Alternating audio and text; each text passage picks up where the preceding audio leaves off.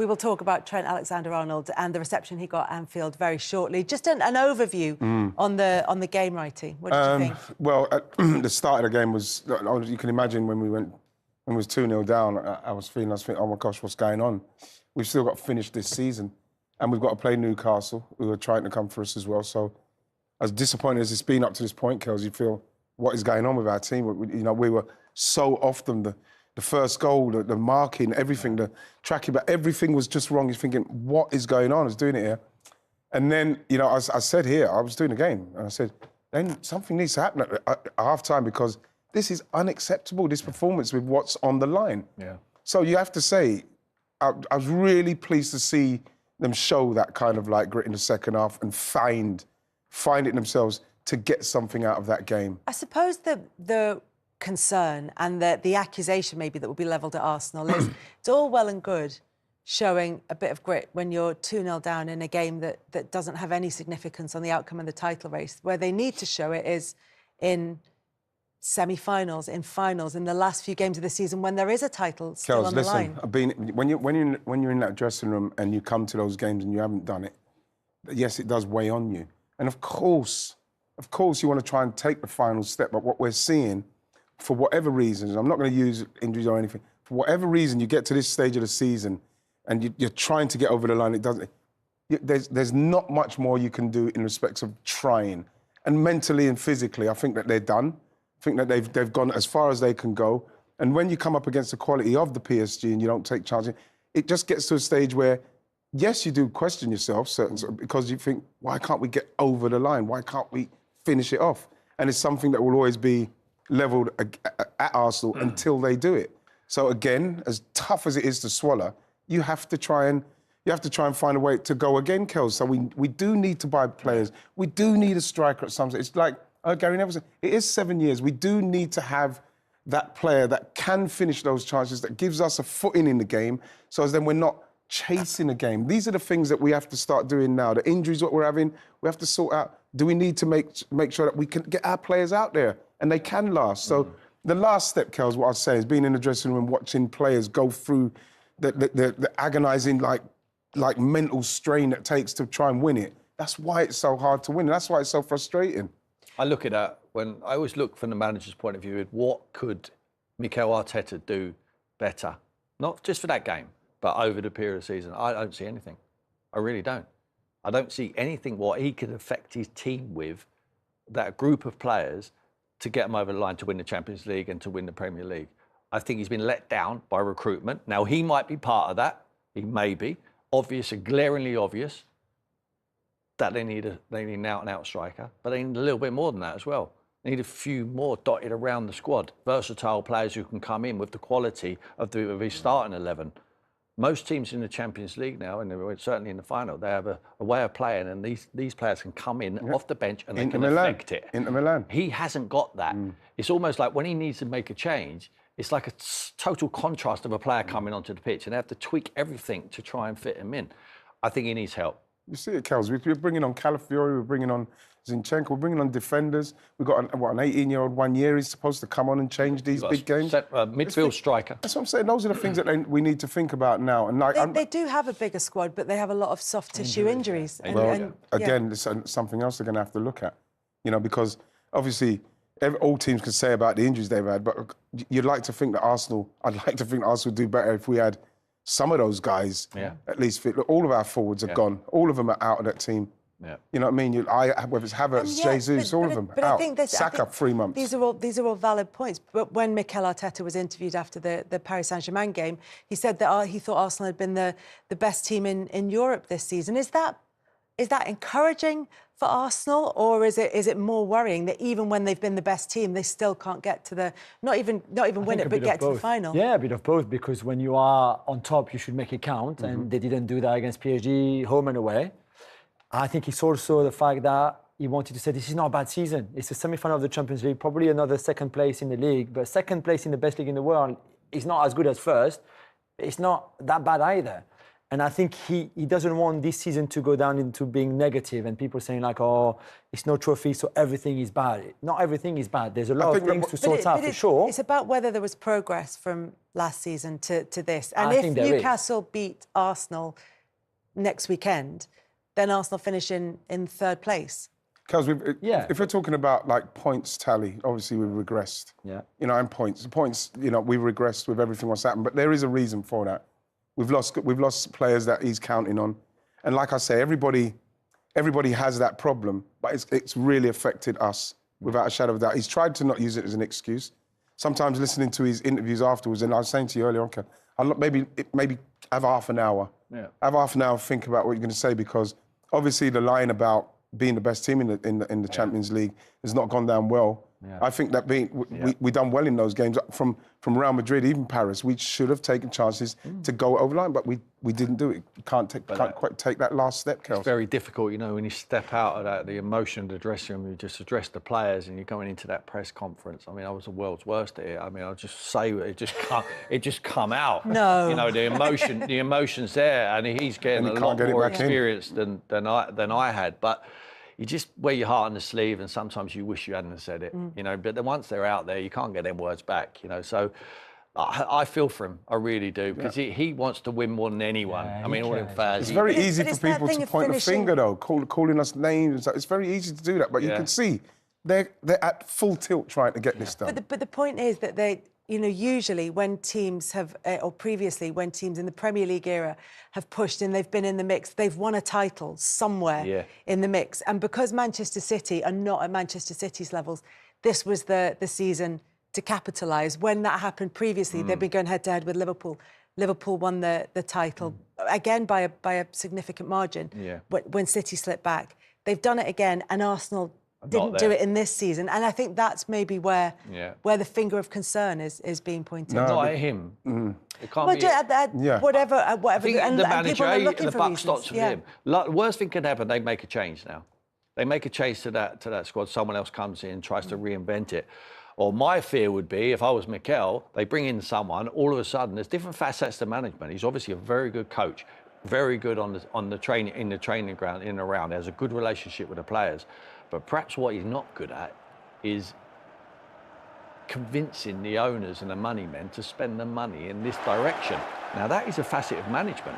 Someone might be able to, bully him's the wrong word, but aggressively convince someone that we need a striker. Unless we get that striker. When you go into a club, you're always at your strongest.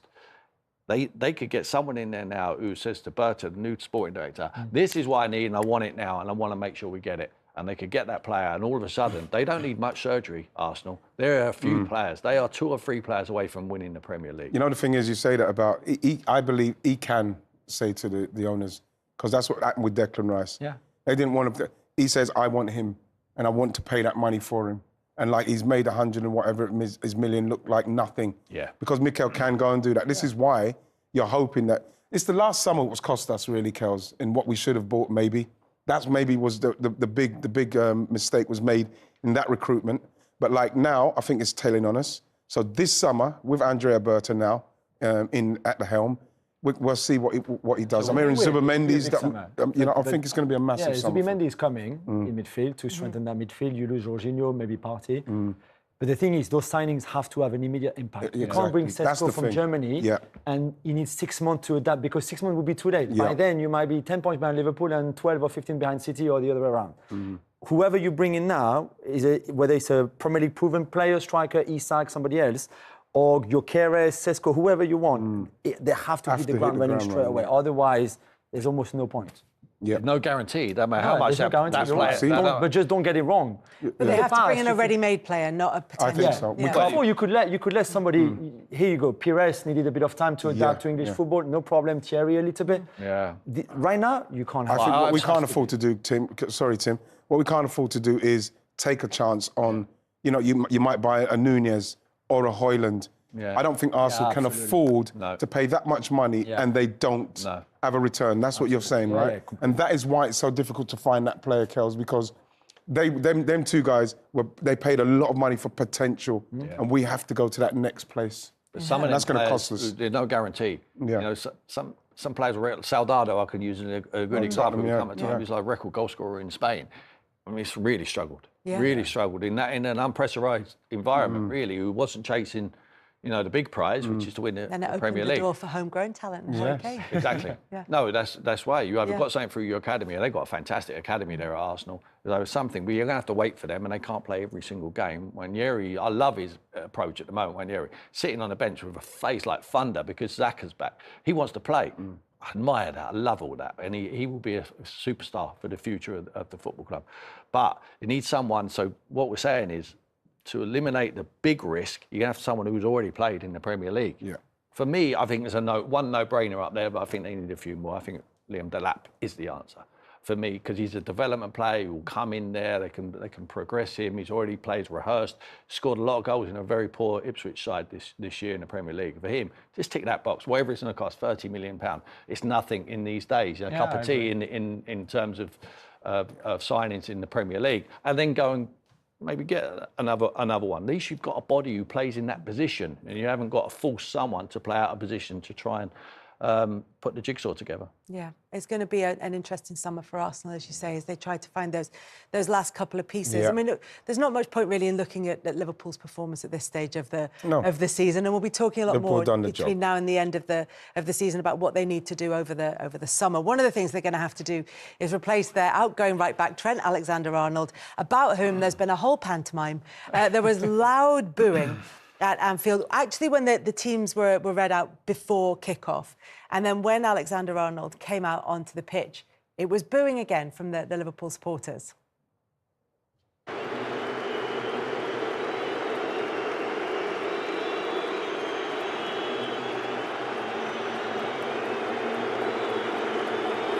So that's what he came on. And as you said, he did look as though he was slightly shocked, Trent Alexander-Arnold, certainly surprised by the reception. And then his first touch. Wow. That time round, it was particularly loud and noticeable. And what was interesting, talking to people who were at the game, is that a lot of that was coming from the Kop, which is seen as this kind of supportive mass, and people would have been maybe more understanding of Trent Alexander-Arnold. They would certainly been his biggest supporters when he was a Liverpool player by choice. Obviously, he's decided to leave now at the end of the season. There's some conversations about whether or not he'll be going to Real Madrid and whether or not he might be going early to play in the Club World Cup. But as things stand, what we do know is that he won't be a Liverpool player come the end of the season, come the start of next season, whatever happens. Can you choose to leave and choose to be loved at the same time? I think that you can choose to leave and hope that you're loved, Kels, because of what you've done. I suppose that's why when he ran on the pitch, he had that little moment where he looked like he held his hands, like he couldn't believe what was going on. And then, Tim, you done well to that little nervous wink what he done. Yeah.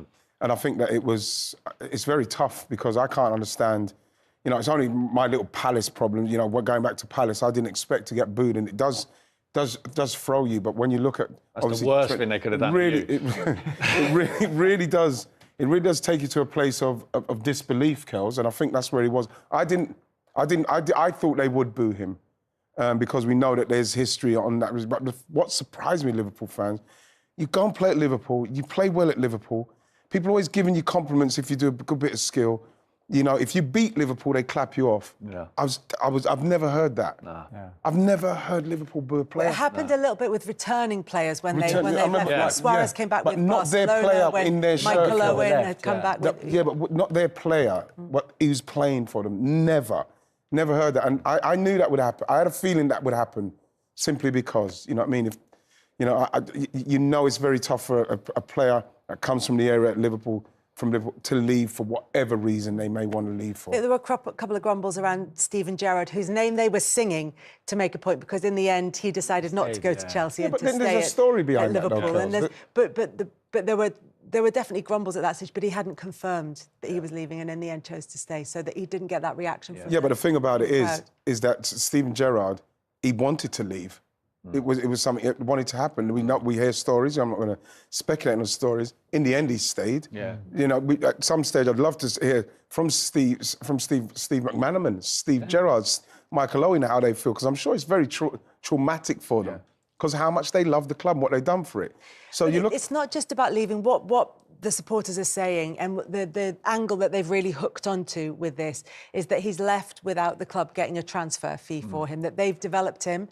This is the fans' view, is that they've developed him, the club have, from 7 years old, turned him into this right back because he was a midfielder. They've created the player that he is, and they think that he should have at least, even if it was signing a contract for the sake of the club getting a transfer fee, could have done that. Surely that's down the to... club's fault. Thank you, Tim. That's down to them to make sure that they don't get themselves into that situation. They sell him before this happens. Yeah. For Trent to take the brunt of it from the fans, which the fans, I totally understand how upset they are with, it's unfair on Trent, obviously. But there's business guys up there that must be looking at themselves thinking, how have we got ourselves into this? Anymore. Yeah.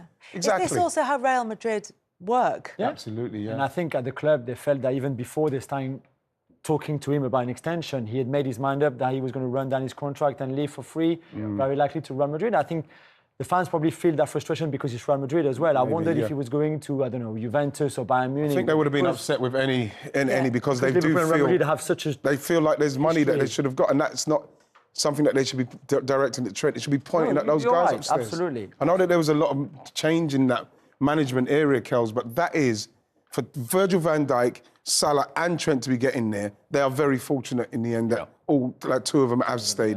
Because you've got players of that calibre running their contracts down. It's crazy. There's also a point because it's the Inside Matters weekend in the Premier League this weekend, and it's all about getting people to talk and open up. And I do think there's an element to this, which is that people are very comfortable expressing anger, but maybe not so comfortable expressing disappointment and sadness and more. No, but it's a good point, Kels. There is something. There's a sense of particularly male pride, I think. Without a doubt. And you get that in a stadium.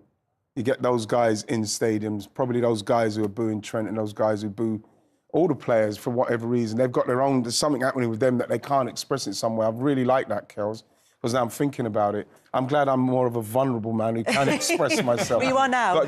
But I am now, Kels. But you're right, Kels. There is something about that particular fan and that particular that man who cannot express, you know what, I know what he's doing. I'm a bit disappointed, but good luck to you. Yeah.